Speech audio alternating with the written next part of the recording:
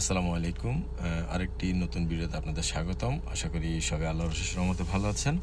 ভিডিওটির বিষয়বস্তু হচ্ছে বারকে মোবাইল নাম্বার কিভাবে পরিবর্তন করবেন। সাপোজ আপনি যে মোবাইল নাম্বারটা দিয়ে বারকে ওপেন করছেন, যে কোনো কারণে ওই মোবাইলটি এখন আর কাজ করতেছে না, ইনঅ্যাক্টিভ হয়ে গিয়েছে। এখন আপনি মোবাইল নাম্বারটি কীভাবে পরিবর্তন করবেন?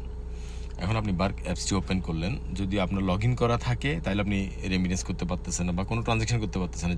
যেহেতু আপনার ওটিপি আসলে আপনার নাম্বারে আসতেছে এবং আপনি নাম্বারটি বন্ধ হয়ে যাওয়ার কারণে ওটিপি পাচ্ছেন না, তাহলে আপনি কোনো বার্ক ইউজ করতে পারতেছেন না।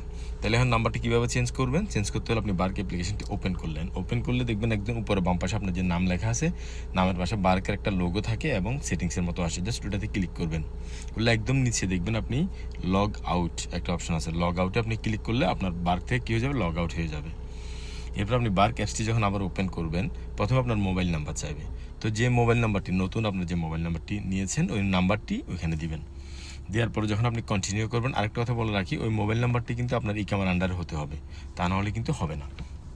মোবাইল নাম্বারটি দিয়ে আপনি যখন কন্টিনিউ করবেন, মোবাইলে একটা ওটিপি আসবে, ওটিপিটি দিবেন। দেওয়ার পরে এরপর আপনার ইকামা নাম্বার দিতে হবে, জন্ম তারিখ দিতে হবে। ইকামাতে যেরকম করে জন্ম তারিখ লেখা আছে এরকম করে জন্ম তারিখ লিখে কন্টিনিউ করলে এরপর হচ্ছে বার্কের যে পাসওয়ার্ড রয়েছে, পাসওয়ার্ড চাইবে, আপনি পাসওয়ার্ডটি দিবেন। আগের যে পাসওয়ার্ড যেটা আপনার ছিল ওই পাসওয়ার্ডটি দিবেন। দেওয়ার পরে লগ ইন হয়ে যাবে। এরপর আপনার মোবাইল নাম্বারটি চেঞ্জ হয়ে যাবে এবং বার্কে লগ ইন হয়ে যাবে।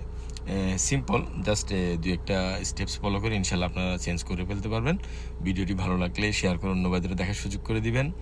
ফলো এবং সাবস্ক্রাইব করে সাথে থাকবেন। সবাইকে অসংখ্য ধন্যবাদ। জাযাকাল্লাহ খায়ের। আসসালামু আলাইকুম রহমতুল্লাহ।